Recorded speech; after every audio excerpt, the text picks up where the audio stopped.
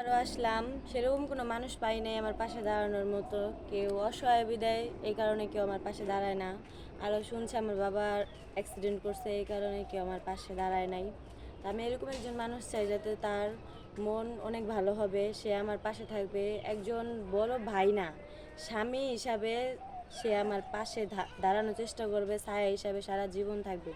আমি এরকম একজন মানুষ চাই যাতে লাল শাড়ি পরে তার বাড়িতে আমি ঢুকতে চাই, আবার সেই বাড়ি থেকে আমি সাদা কাপড় পরে বাড়িতে চাই। আসসালামু আলাইকুম সুপ্রিয় দর্শক, আপনাদের ভালোবাসা আসলাম এক অসহায় মেয়ের কাছে আমরা শুনবো তার জীবন কাহিনী। আসসালামু আলাইকুম। ওয়ালাইকুম আসসালাম। হ্যাঁ, তোমার নামটা কি? মিথিলা। মিথিলা। তোমার হোম ডিস্ট্রিক্ট? ঠাকুরগা। ঠাকুরগা। তোমার নাম মিথিলা। জি। যাই হোক, তোমার ফ্যামিলি থেকে কে আছেন? আমার ফ্যামিলিতে আছে আমার বাবা মা আর আমরা 3 বোন। তিন বোনের ভিতরে বড় কে? আমি বড় আর আমার ছোট 2টা বোন আছে। আচ্ছা, তোমার বয়সটা কত? আমার বয়স 22। 22। আচ্ছা, আমাদের ভিডিওতে কি জন্য আসছো? সহযোগিতা লাগবে না বিয়ের সাথে জন্য? ভাইয়া সহযোগিতা আমার সেরকম ভাবে চাই না। যদি কোনো ভাইয়া আগায় আসে তাহলে এটা কোনো সমস্যা না, আমি নিব। কিন্তু আমি এরকম একজন মানুষ চাই যাতে সে আমার পাশে থাকবে সারা জীবনের জন্য। আচ্ছা, আমার হাতে হাত রেখে সারা জীবনের জন্য বলবে যে আমি সারা জীবনের জন্য তোমার পাশে থাকতে চাই, মৃত্যুর আগ পর্যন্ত আমি তোমার হাত ছাড়তে চাই না। এরকম একটা মানুষ চান না? তো যাই হোক, অনেক প্রবাসী ভাই আছে আমাদের ভিডিও দেখে। আমাদের প্রবাসী ভাই ভিডিও অনেক বেশি দেখে। অনেক প্রবাসী ভাই আছে, তার ওয়াইফ একটা বাচ্চা থুয়ে তাকে কষ্ট দিয়ে টাকা পয়সা হাতে নিয়ে চলে গেছে। এরকম ম্যান হলে কি আপনার চলবে?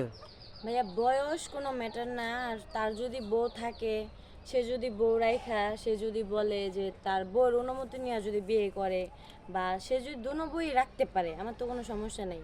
আমি আর মনে করবো সে আমার বড় বোন, যেহেতু আমার বড় কোনো বোন নাই, আমি মনে করবো সে আমার বড় বোন।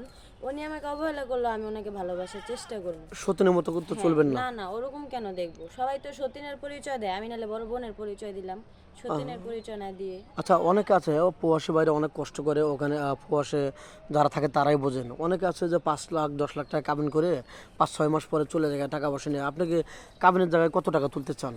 আমি কোনো কাবিনে উনি যদি আমাকে খুশি হয়ে যা দিবে তাই। আর আমি এরকম একজন মানুষ চাই যাতে কাবিনে আমি কোনো টাকা পয়সা চাই না, কাবিনে সেই রেজিস্ট্রি পেপারে যাতে তার নামটাই লেখা থাকে, আমি লিখতে চাই যাতে সারাসারির পর আমি তাকেই পাই। দোয়া করি, আমি কখনো আশা করি কখনো আল্লাহ পাকে ওরকম কোনো দিক আমাকে নিয়ে যাবে না যে তার সাথে আমার সারাসারি হবে। মানে দুই কথা হোক, এটা আপনি হ্যাঁ, চান না? আপনি তো না। মুসলমান না? হ্যাঁ, নামাজ কালাম তো আমি পড়া হয়। ইনশাল্লাহ আমি ঝগড়াঝাটি পছন্দ করি না, বা আমি চেষ্টা করব। সে তারা প্রবাসে থাকে, তাদের ভালোবাসার অনেক অভাব। ওনারা কি সবাই টাকা খোঁজে, কিন্তু আমি টাকা না, আমি ভালোবাসা চাই। আমি ভালোবাসার চেষ্টা করবো, ওনারা যে দিক থেকে সুখে থাকবে আমি ওইটা করার চেষ্টা করবো। আমি অবহেলা করতে চাই না, আমি চাই না কেউ আমার সাথে 2 নম্বরই করুক, অবহেলা পাত্র আমাকে দেখুক। আমি গরিব বলে গরিব হতে পারি, কিন্তু আমাদের আত্মসম্মান আছে। অনেক ভাইয়েরা আছে যে মেয়েদেরকেও, আমাদের মতন অসহায় মেয়েদেরকে ঠকায়, কিন্তু আমি ওরকম কোনো মানুষ চাই না। আমি একজন ভালো মনের মানুষ চাই, বা আমিও তার সাথে ভালো বিহেভ করব, ভালোবাসা দিব। আমার সাধ্যের মধ্যে যতটুকু ভালোবাসা সম্ভব আমি দেওয়ার চেষ্টা করব। আচ্ছা, আপনার কি ফোন আছে? না ভাইয়া, ফোন নাই।